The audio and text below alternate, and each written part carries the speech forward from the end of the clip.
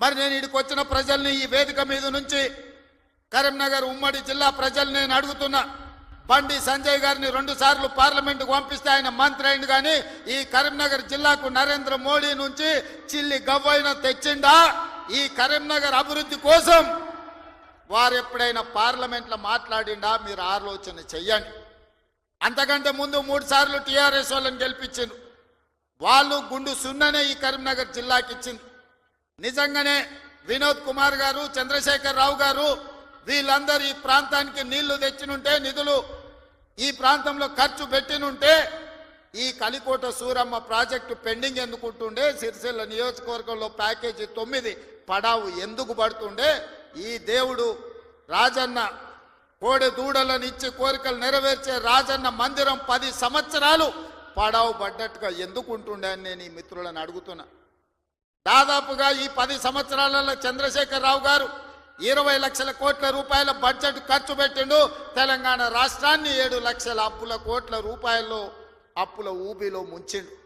7 లక్షల కోట్ల రూపాయల అప్పు తెచ్చిన చంద్రశేఖర్ రావు 10 సంవత్సరాలలో 20 లక్షల కోట్ల రూపాయలు ఖర్చు పెట్టిన చంద్రశేఖర్ రావు 100 కోట్లతోని రాజన్న దేవాలయాన్ని పూర్తి చేయలేకపోయిందా?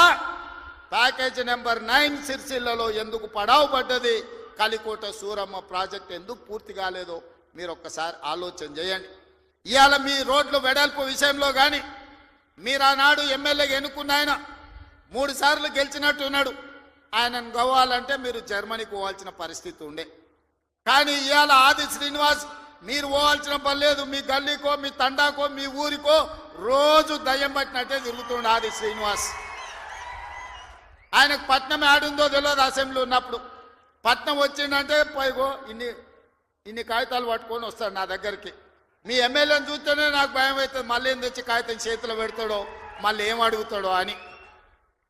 కానీ ఏదైనా ఎన్నడూ ఆయన ఏ పైరవికి రాలే, ఏ పని అడగలే, ఏ కాంట్రాక్ట్ అడగలే, ఏ బదిలీ అడగలే.